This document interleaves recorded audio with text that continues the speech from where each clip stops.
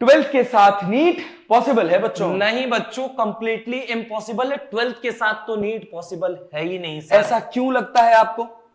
मेरा नाम है सुधांशु दुबे और मैं बच्चों के बिहाफ पे सर आपके सामने बहुत सारे ऐसे डर को रखने जा रहा हूं जिसकी वजह से ट्वेल्थ के साथ नीट पॉसिबल नहीं है। ये बात मैं कह पा रहा हूं सर। पहला डर सर ये कि आप मुझे ये बताइए कि मैं अभी 12वीं क्लास का स्टूडेंट हूं और मेरे सामने सबसे बड़ी समस्या ये है कि मेरे सामने बोर्ड्स का भी अपने प्रेशर है, स्कूल के असाइनमेंट का भी प्रेशर है और उन सब के बीच में ख्वाबों का शहर यानी नीट का भी बहुत बड़ा प्रेशर है। तो दूसरी इंपॉर्टेंट बात अगर मैं कहूं सर कि 11th के अंदर मैंने बहुत पढ़ने की कोशिश की और आपको पता है 11th के अंदर अगर बात किया जाए 11th के कोर्स सिलेबस से तो लगभग 45% का वेटेज रखता है नीट। अब वो तो मेरा बर्बाद हो चुका है, वो तो किसी भी कारणवश मैंने पढ़ा नहीं है ढंग से और मुझे आता भी नहीं है। अब मुझे ये बताइए सर, सिर्फ 55% का वेटेज लेके यानी क्लास 12th का सिलेबस लेके यानी क्लास 12th का भार लेके मैं कैसे नीट की नैया में पार लगाऊंगा? पहले दूसरा मेरा डर ये है। तीसरा मेरा डर ये है कि सर अभी कल ही भैया बता रहे थे पड़ोस वाले कि पिछले साल 20 लाख बच्चों ने रजिस्ट्रेशन किया, इस साल 24 लाख ने किया, अगले साल हो सकता है 26 लाख करेंगे। सर मेरा रिजल्ट कहां स्टैंड आउट करेगा? मैं कैसे कर पाऊंगा? बस सर बस बस बस बिल्कुल आपको डरने की जरूरत नहीं है। आपके डर को जरूरत है समझदारी की। आपका डर मेरी समझदारी, मिलकर करते हैं नीट 2025 की तैयारी।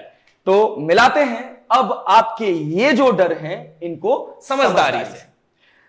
अगर आपका डर का मेल समझदारी के साथ हो गया तो आप बहुत आसानी से समझ जाएंगे कि 12वीं क्लास के साथ नीट निकालना बहुत आसान है। तो देखिए, बात करते हैं समझदारी की। तो सबसे पहला पॉइंट है कि हर 10 में से 4 बच्चा जो नीट एग्जाम निकालता है वो 12वीं क्लास का बच्चा होता है। सबसे पहला और सबसे इंपॉर्टेंट पॉइंट जो आपको यह सोचने पर मजबूर कर देगा कि आप 12वीं के साथ नीट एग्जाम क्रैक कर सकते हैं। दूसरा पॉइंट, साल बर्बाद होने से बचाना है। अगर आपका 12वीं क्लास के साथ नीट निकल जाता है, आपको एक अच्छा मेडिकल कॉलेज मिल जाता है, तो आपका जो कीमती 1 साल है वो बर्बाद होने से बच जाएगा और 1 साल की कीमत बहुत बड़ी होती है।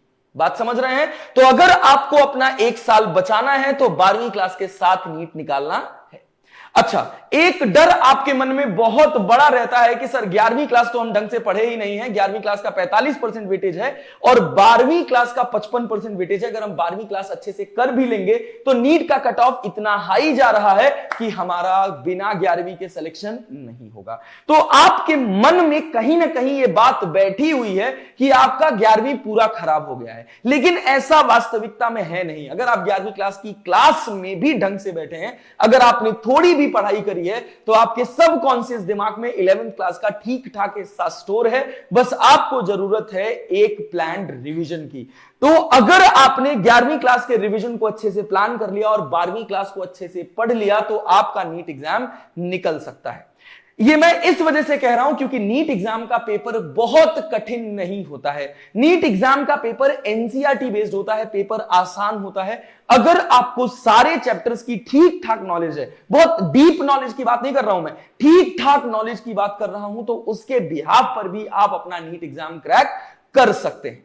तीसरी इंपॉर्टेंट बात जो आपके अंदर बहुत डर है कि सर कहीं नीट के चक्कर में मेरा बोर्ड खराब ना हो जाए, तो देखिए, नीट का जो अथॉरिटी है वो आपसे चिल्ला चिल्ला कर कह रहा है कि नीट का पूरा पेपर एनसीईआरटी से आ रहा है और बोर्ड्स भी कहां से होते हैं? बोर्ड्स भी तो एनसीईआरटी से ही होते हैं। बस फर्क क्या है कि नीट में आपको एक क्वेश्चन होगा, उसके 4 ऑप्शंस होंगे और आपको जल्दी से जल्दी उस क्वेश्चन को हिट करना होगा। और बोर्ड एग्जाम में क्या पॉसिबिलिटी होती है कि आपको एक डेरिवेशन आता है और पूरा डेरिवेशन आपको लिखना पड़ता है। लेकिन बच्चों, मैं आपको बता दूं कि अगर आपने एनसीईआरटी को बहुत अच्छे से पढ़ रखा है, आपने अगर फिजिक्स की बात करें तो डेरिवेशंस को बहुत अच्छे से कर रखा है, केमिस्ट्री की रिएक्शंस को, मैकेनिज्म को एनसीईआरटी के पैटर्न पर ढंग से समझ रखा है, तो बिल्कुल आपको जो 4 ऑप्शन वाले क्वेश्चन हैं उनको करने में बहुत ज्यादा समस्या नहीं होगी।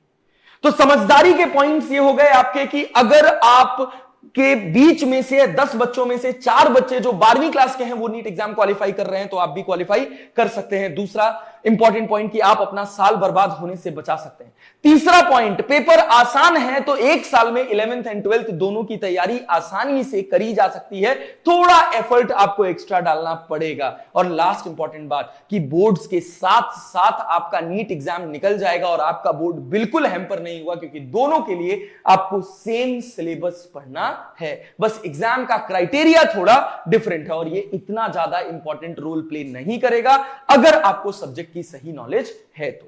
ये तो सारी बातें हो गई समझदारी की। अब समझदारी के बाद चाहिए आपको मोटिवेशन। मोटिवेशन का सही इस्तेमाल अगर आप कर पाए, मोटिवेशन आपके पास सही क्वांटिटी में पहुंच गया और सही मोटिवेशन, डायरेक्शनल मोटिवेशन आपके पास पहुंच गया, तो बिल्कुल आप 12वीं क्लास के साथ नीट एग्जाम फोड़ सकते हैं। और उसका सबसे बड़ा मोटिवेशन यह है कि मैक्सिमम AIR1 12th के ही स्टूडेंट्स पाते हैं। अगर 12वीं क्लास का स्टूडेंट अपनी 12वीं क्लास की पढ़ाई के साथ साथ नीट में AIR1 फोड़ रहा है तो आप सेलेक्ट हो जाएंगे भाई, बिल्कुल परेशान मत होइए, मोटिवेटेड रहिए, डायरेक्शनल मेहनत करिए और सफलता आपको अवश्य मिल ही जाएगी। तो बच्चों, आपका डर और आपके ब्रह्मा सर की समझदारी मिलकर करते हैं नीट 2025 की एक बेहतर तैयारी। अच्छा, किसी ने क्या खूब कहा है सर, बिल्कुल, तू खुद की खोज में निकल, तू किस लिए हताश है, तू खुद की खोज में निकल, तू किस लिए हताश है, तू चल बस चल, तेरे वजूद की समय को भी तलाश है, समय को भी तलाश है।